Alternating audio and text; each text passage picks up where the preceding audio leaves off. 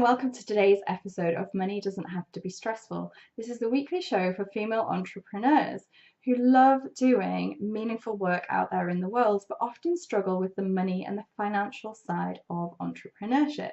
And I am your host, Laura Cook, Money Mindset Strategist. Now today we're going to dive right in and we're going to look at what does it really mean to make a good living as an entrepreneur. Now you may have been called to entrepreneurship from a number of different ways. So you may have already been an employee for quite a significant period of your life and had that steady and stable paycheck coming in, which has often felt really comfortable and really safe to you.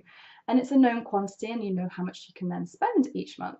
Or maybe you've always been an entrepreneur, or you've been an entrepreneur for as long as you can remember, and that's what you really associate with. But perhaps you're more creative and more heart-centered and more service orientated, and so you may have a view or being given a perspective that you can't really make much money in that field or that line of work. Now, whichever way it is, what can happen to all of us is we can fall into a trap, and that trap is where we trade our time for money. And the trap with doing that is it's really then becomes really difficult and really stressful when you're sick. So if you wake up one morning and you're like, I really can't get out of bed, I can't drag myself out of bed today, I just feel so bad, then it's going to be really hard for you. Or maybe it's not you that's sick, maybe it's a family member or one of your children, and somebody you've got to take the day off to look after because there's no one else and you really care obviously about that person. But there's this deep sense of dread inside you that you know you're not going to make the money that day because you've had to cancel all your client work, and you know that you only get paid if you're physically there doing the work. Or the other way it may be impacting you is that you're struggling to ever go on vacation, and it could be that you're either not saving enough money for a vacation because you don't have enough money left over to save for that, or it could be that you're stressed and worried about taking that length of time off work that your clients will dry up. Maybe you won't put enough effort in because you're not hustling to bring in new business, or maybe you just can't afford to not earn for that period of time. I just want to tell you that you're not alone. This is really common and it happens to pretty much all of us at some point in our journey around entrepreneurship. And certainly what I've found, speaking to a lot of female entrepreneurs who've been through this or are struggling with this, is they have this belief that the amount of money that they earn from their clients, so their total income, their total business income, is the amount of money that they get to take home. The amount of money that they personally get to earn as a salary for themselves from their business, and they get to take home and spend as they would like, as though it is their salary as an employee. And this is simply not the case, because when you have a business, there are a lot of other things to consider. For example, there are operating expenses, so expenses that you need just for your business to exist and continue, such as insurance, maybe you have office space, maybe you travel to your clients, so there are travel expenses. Maybe you pay for a website and you need updates and upgrades. It could be marketing support. Maybe you have a virtual assistant or some other person, another employee that also works for you, and you have to pay those expenses. And then on top of that, we have to think about taxes. Now, these could be both personal and business. There are really various types of taxes that will be different depending upon your situation, but we all have to pay taxes and we have to take those into consideration. And then the final piece that is good to consider, but is often elusive to a lot of people, is to actually make a profit. You actually want your business to make a profit. It doesn't have to be a huge profit, but we should be aiming and aspiring to make a profit at the end of the day. Now, what we can do here is actually reverse engineer the situation, and I highly recommend what you do is you start by figuring out how much money do you really need to earn, how much do you either need from a really basic stripped back perspective, and almost how much would you like to earn, which incorporates things like making sure you can have sick days and holidays, and you can pay for treats and hobbies and other things for your family, so you're not just surviving, you're actually able to thrive and enjoy your life and enjoy the entrepreneurial experience.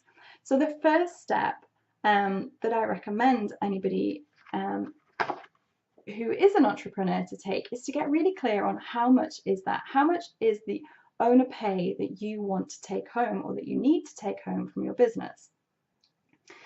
And it may be that that's a difficult number to get to. It may be hard to imagine because maybe you haven't been paying yourself from your business before, or you've been really just taking barely anything out of the business. And what I'd like to ask you to think about, just to think about it in a different way, is if you were hiring yourself into your business, you wrote yourself a job description, you advertised it, what salary would you put on that job description?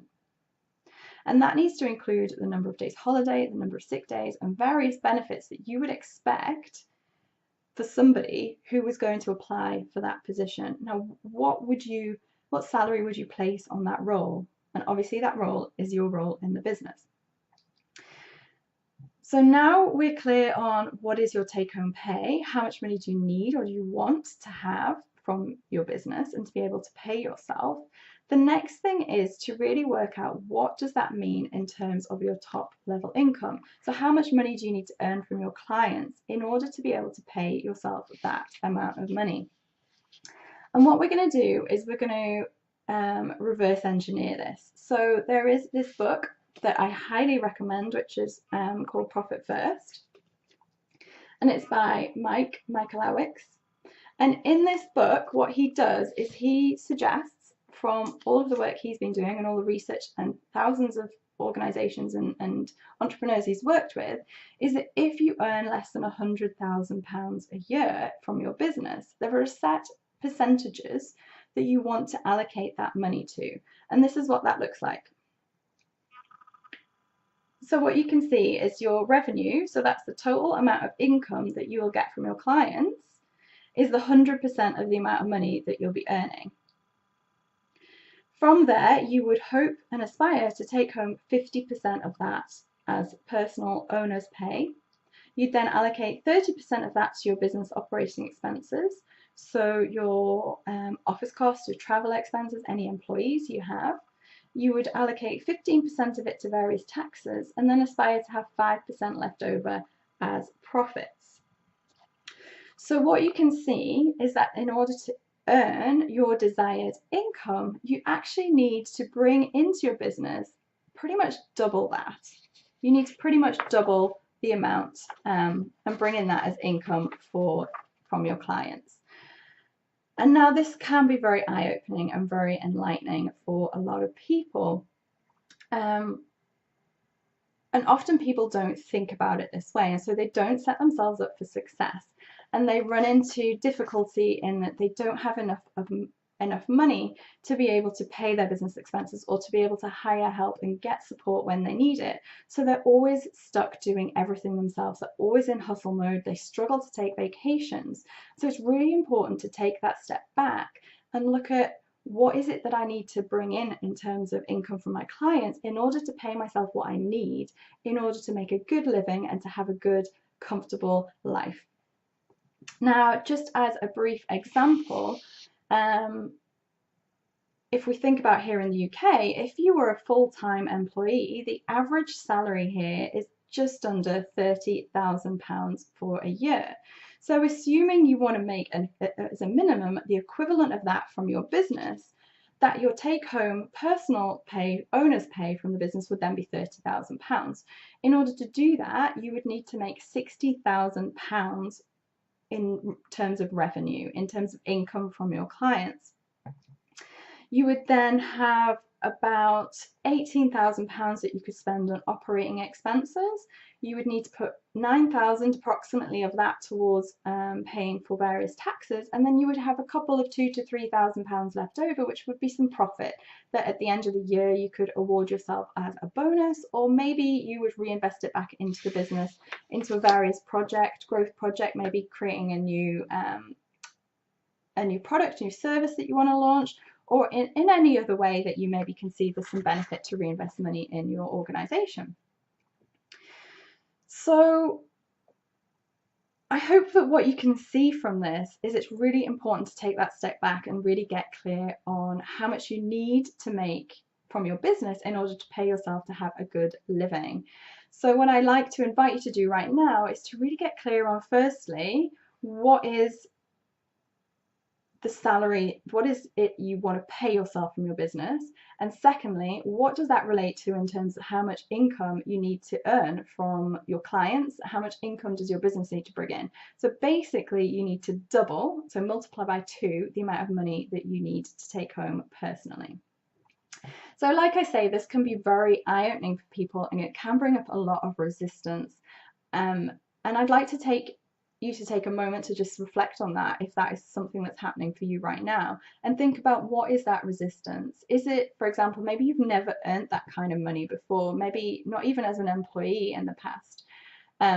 Maybe it's it's hitting a sort of an income upper limit for you. Maybe you can recognize that you could never work enough hours in the day to make that amount of money from your clients based on your current pricing, based on how much you're charging people per hour right now. Or maybe it just feels really selfish and greedy to earn that amount of money. So I invite you to think about, what is it that's coming up for you when you look at that income goal for your business. And I'd love you to pop a comment in the comment box just below to share with me and with all of us, what is coming up for you right now. Okay, so I really hope that this has started to inspire you to really take intentional action to craft your own version of financial freedom, and to really start to own your entrepreneurship journey. It really does require you to be quite honest with yourself, and to take an open, mindful look at where you are right now and where you want to be, and to start to think about, how are you going to do things a bit differently in order to shift from where you are now to get to where you want to go. But I promise you that over time, it makes a really huge difference for you personally and for your business. And if you've loved today's conversation, then I know that you will also love the free training that I've created, which really looks at what are the top 5 reasons that female entrepreneurs don't make enough money from their business. And what I'll do is I'll pop the link to that training. It's a free instant access training, just in the link in the comments below, so you can get instant access to that.